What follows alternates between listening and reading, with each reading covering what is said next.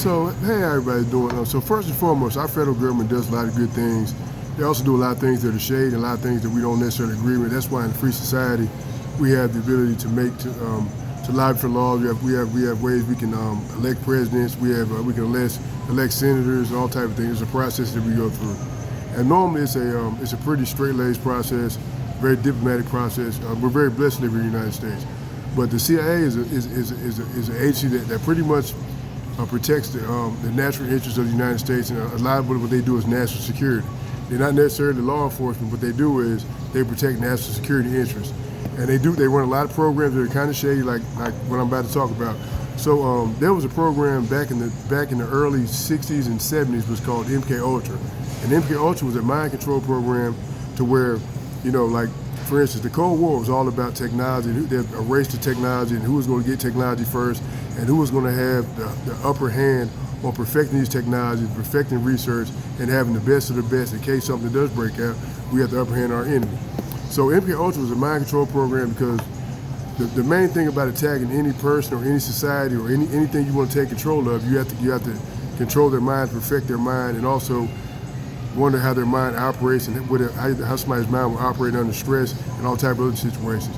So under Operation MK Ultra, there was a sub project going on. It was called Operation Midnight Climax. And what Midnight Climax was, it was carried out by the CIA. It was a sub project of MK Ultra, and it was a mind control research program that began in the 1950s. It was initially established in 1954 by Sidney Gottlieb and placed under the direction of the Federal Bureau of Narcotics in Boston, Massachusetts. The federal narcotics agent and the CIA consultant George Hunter White under the Morgan Hall. Dr. Sidney Gottlieb was a chemist who was the chief of the chemical division of the Office of Technical Service of the CIA. Gottlieb based his plan for Project MK Ultra and Operation Midnight Climax off of an interrogation method research under Project Artichoke. Unlike Project Artichoke, Operation Midnight Climax gave Gottlieb permission to test drugs on unknowing citizens, which made way for the legacy of this operation. Hundreds of federal agents, field operatives, scientists worked on these programs before they were shut down. So MK Ultra, which was a mind control program ran by the CIA, stopped in 1977. So when this program stopped in 1977, there was a few lawsuits that came out. People, the federal government got sued, the CIA got sued. But the CIA has diplomatic immunity, which means, they're pretty much immune from prosecution because they are a agency that deals with national security. So when you deal with national security, your range is pretty long. You also have a lot of room for messing up and doing pretty much what you want to do. So supposedly in 1977, Project MK Ultra was disbanded, and it was a very disgraceful program. And what they did to these people were, basically they were people that were going through behavior modification, a lot of like torture, as far as what you can push the limit of the mind to. You know what I'm saying? So now we fast forward. But simultaneously, while this mind control program is going on, this program called Operation Midnight Climax was ran in San Francisco, California, and they had the CIA paid prostitutes, had prostitutes on their payroll, and they paid these prostitutes to lure Johns back to these safe houses. Now, what a safe house is, the CIA will set up these black sites that are places where you can interrogate people, do research, and it's pretty much a safe setting where the CIA can pretty much monitor what they're doing in an environment where they have complete control over the subject that they're dealing with. So these are black sites in San Francisco, California. So the prostitute would lure the John back to a safe house, which was actually like a motel, and there would be a CIA scientist behind the window, and they would give the John unknowingly LSD, methamphetamine, MDMA, all these type of drugs, illicit drugs, to see what a person would do under duress, under the influence of illicit drugs. And it was just pretty much just like a science project. The CIA scientist would be on the other side of the window, and he'd be looking through a two-way mirror, and he would watch this, and this was all at a black site, and this was a controlled research program run by the CIA. Now, what I do know about the CIA is that they do a lot of things, and they don't really have to explain what they're doing to the U.S. citizens. But the thing is, because of the Freedom of Information Act, anything that the federal government does, they have to divulge that, and they have to declassify that within a reasonable point of time. So the CIA right now, because of TikTok and all these other type of sites, a lot of their business is getting put out on the street. But the thing is, because of the Freedom of Information Act, the CIA has declassified this stuff, but the language that the CIA uses is so, the language is not where a normal person could understand what the language is. So they're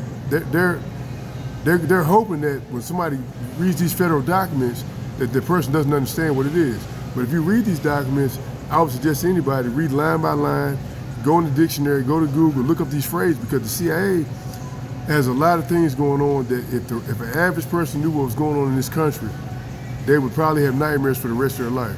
Because we have been in contact with aliens. Aliens have killed Navy SEALs and turned Navy SEALs into stone, and there's UFOs flying around, and the federal government knows that there's aliens out there right now.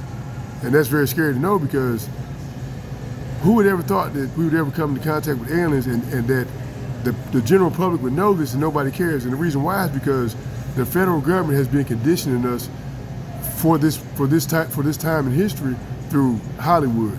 Like these movies that we see in X-Men and Independence Day, this and the third, these movies are conditioning us to the things that are going on right now. So we have slowly been conditioned so that when we see an alien invasion, which is going to happen, they're going to hide it from us anyway, because of Operation Bluebeam, which is where they throw up a hologram in the sky, hide the alien invasion, and make us think there's something that's not.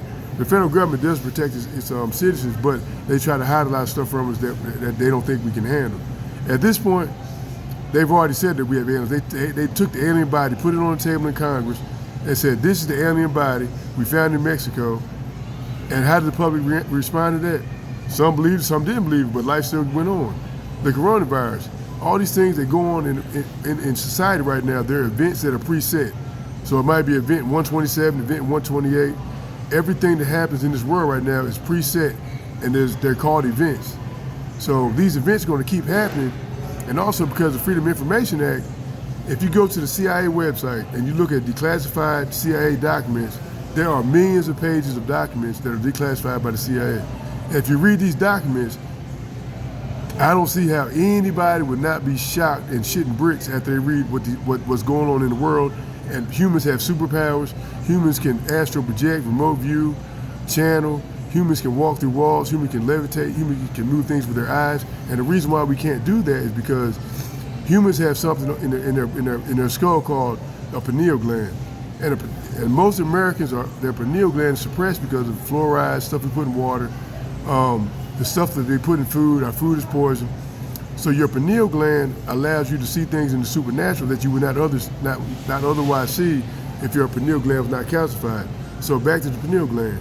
So the CIA has been having psychics on their payroll for years. People that can remote view. And what remote viewing is where, say, a plane crashed in Ecuador and they couldn't find the plane, they would fly a psychic in, and the psychic would give the longitude and latitude of where the plane crashed in Ecuador. Somebody that remote view could read an envelope in a motel room in Chicago, and they could be in Memphis. How is that possible? Because God has given us these gifts already that we think it comes from God. But the federal government does not want people to know that we have these abilities. The more your pineal gland gets decalcified and your pineal gland gets activated, you'll start seeing vision. You'll start stepping into what your real purpose is. Damn near a superhero. So just look at that. They have people on the payroll right now that can do these amazing things, and they're putting all this information out because of the Freedom of Information Act. So their hands are pretty much tied behind their back. But when you read these documents, don't let the language frazzle you. Read it. Look up words you don't understand. They got a lot of charts, a lot of charts and graphs and stuff like that. Everything's real technical. They're banking on that a person of average intelligence will not be able to decipher what this stuff is, and more times than not, they're right. But if you want to get more stories like this, more information like this, just tune into my TikTok channel and realize something. Platforms like TikTok, Facebook, stuff like that are not CNN, they're not Fox News, they're not controlled by the Illuminati, they're not controlled by the federal government. So, and then also, you can get information on the internet that might be taken down in a day or so that might not ever be aired again. But also, when you know something and you know information, you have to be careful, because sometimes you can be too smart and you can come up missing. So just make sure that everything that you talk about don't get too crazy with it. Just share the information and move on. Don't try to throw anybody under the bus. But because of the Freedom of Information Act, even the federal government knows that information is available to all U.S. citizens. So this is Fred Aaron signing off. Thank you.